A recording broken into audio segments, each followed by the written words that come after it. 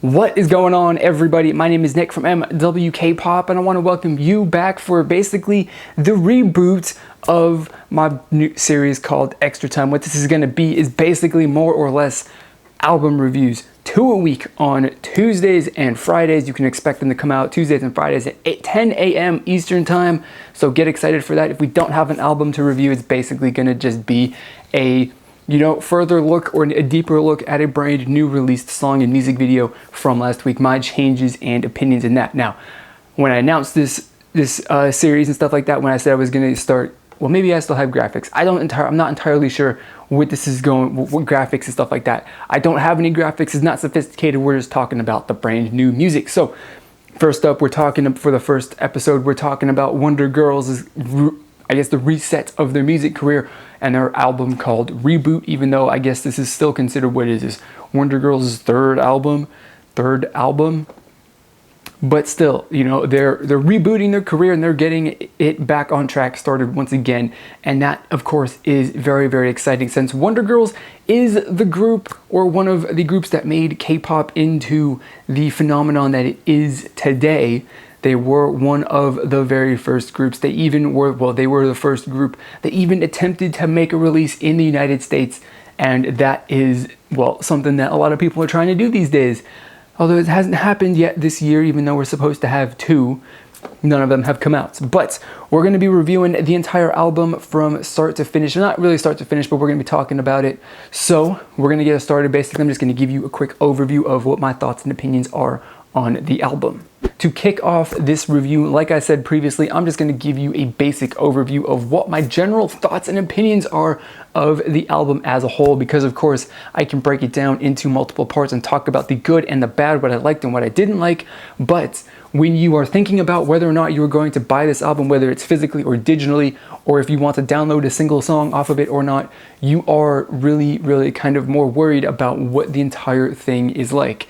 And I have to say that as in a total package, I love this album. It is absolutely fantastic. And the thing that I love about it, which is something that everybody else I think loves about it, is that this is basically more or less an album and music that comes straight out of the 80s. It has that 80s, pop or synth pop, electro pop, whatever sort of genres that they were using to write their songs and compose their songs. It has that, genuine and authentic feel. Not only in the songs that are on the album, but in the music video that they're using to promote this album as well. They really did go with, the kind of cheesy and stiff and unnatural kind of, the look and movements and stuff to the choreography and the music video in general, and that is really, really awesome. One of the things, of course, I like it. I appreciate going back in, time, bringing up some retro thing, because whenever a group in K-pop takes some retro inspiration, it's not 100%. They don't fully commit to owning that retro concept that they're borrowing. They, of course, mix it into a more modern sound, and we all like that, and we go crazy over that. So when a group comes out and gives us a pure retro sound, I absolutely love that. The first half of the album, though, is basically pure 80s. The second half of the album is, more 80s inspired, and of course, that's the way it goes, because we'll talk more about what that means and what I like and what I don't like about that in the next 2 segments here. But that is just basically the basic gist of how the entire album flows from the start to the end. So now that is my general overview of the album, we're moving on to basically the 3 things that I didn't like about this album.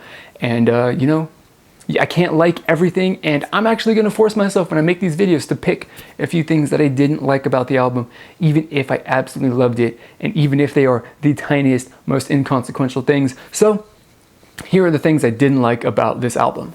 So now, like I said, we're getting started with the things that I liked and what I didn't like. First off, the things that I did not like. And the big thing that I did not like is the first half of the album. And the reason why I didn't like the first half of the album is because it is, pure 100% legitimate 80s music. And as a result of that, it is boring and simple. And for me, at least, is not really interesting to listen to more than a couple of times. For me, the songs, I think, 1 through 6, the first 6 or 7 songs on this album, they're good, they're enjoyable to listen to, I like them a lot, but they are not songs that I would personally choose as my go-to songs to like kick off a playlist, or when I'm feeling like I need to listen to some Wonder Girls Reboot. Those aren't going to be the songs that I choose, just because, you know, I've heard them once. I don't particularly need to hear them again, but if they do happen to come up, you know, they're going to be added to my playlist, and if they randomly come up, you know, through the course of play of that album, I'm going to be perfectly okay with that, because I do love the songs. I just think that the first 6, 7 songs on this album are the most boring songs in the entire thing. And it's a bit weird to start with the boring part, but it kind of does pay off, because you listen, you get that nostalgia, and that nostalgia trip or whatever, you go back in time, and then they kind of kick it up with a bit more interesting stuff, but we'll talk about that more coming up. And along the lines of, you know, with the first half of the album being boring, I really do have to say that I'm disappointed with the fact that their title track is I Feel You. And you know, because again, that's part of the first half of the album. It's boring, it's really simple 80s music. It's more complex and more interesting than the rest of the songs, I think, but it still is really boring. And once I've listened to it the first couple of times, I don't feel any specific need to, you know, pick it from iTunes and listen to it again over any of the other K-pop songs that I have got in my iTunes library. And the third and final thing that I did not really like is, if you listen to, I think it's song number 2 titled Candle, it features Palo Alto. And the entire song, up until his verse, has got that 80s sound, and then Palo Alto comes in, and then he you know, comes with his rap verse, and the rap verse is so out of place.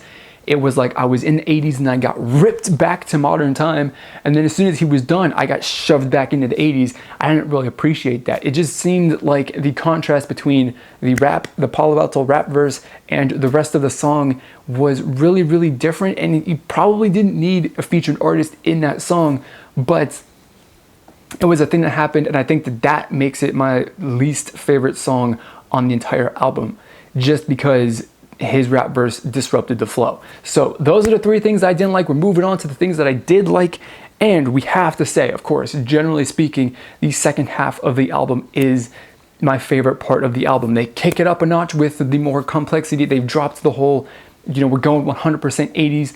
They've done what generally any other group that does a retro sound goes to. They've incorporated retro sounds and, you know, stuff into the songs. They've kept the 80s instrumentation. They've kept all of that stuff, all of the very core and basic things that make the songs 80s sound, but they've kicked it up with the, you know, more complex composition, more complex everything, and makes the songs much more, you know, interesting to listen to, much easier to get into, and, you know, tons of, you know, really awesome things. And it just makes the entire, you know, second half of the album much more memorable.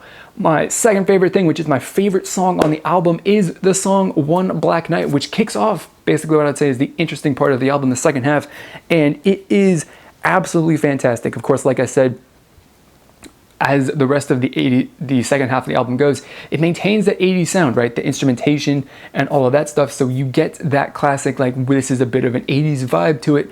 But it's, like I said, the composition of it is more complex. It's more interesting to listen to. It is a lot more fun to listen to. And, you know, if this wasn't, I really do wish that this song specifically was their title track, their promotion track that they're using to promote this album. But on the other hand, I am hoping that maybe they come out in a few months or so with possibly a repackaged album, or to promote them or something with another music video at least. And this is a song that they pick, because I really like this song. And then the second favorite song, which I guess is kind of a tie for, you know, One Black Night as my favorite, is Back, and which comes immediately after One Black Night. And Back is fantastic because it has an 80s hip-hop sound to it. It has, you know, that classic 80s just hip-hop sound. It's weird, it's cheesy, it's just really awesome, and it is absolutely fantastic. And I can't quite explain it, but I mean, like, you listen to it and then you pull up some other 80s music, 80s hip-hop, the stuff that was popular, not like, you know, the stuff that made rap and hip-hop into what it is today, like the popular stuff. You know, you will really kind of get that sense that Back is 80s hip-hop, and or at least 80s hip-hop inspired. It's not entirely 80s hip-hop, but it's inspired, and I really like that. When I was listening to it, I was like, I'm feeling like I'm listening to some, you know, cheesy, you know, 80s hip hop, and I kind of dug that. I like that a little bit. So there you go. Those are the things that I didn't like, the things that I did like, my overall review of the entire album for Wonder Girls' reboot of their career. So that is basically all that I've got to say. I want to know what you thought about the album. Did you like it? Did you hate it? What did you like? What did you not like about it? Put it down in the comment box below. I really want to hear what you had to say. Also, get connected with me on social media. Check the links down in the description box below for my various social media profiles. And if you really want to help me reach the heights that I want to go with my channel, check me out on Patreon and become a patron as well. You don't have to, but you can get all of the information if you follow the link down in the description box below. So that is going to be it for this video. As always, I want to thank you for watching, and I will see you all next time. Goodbye.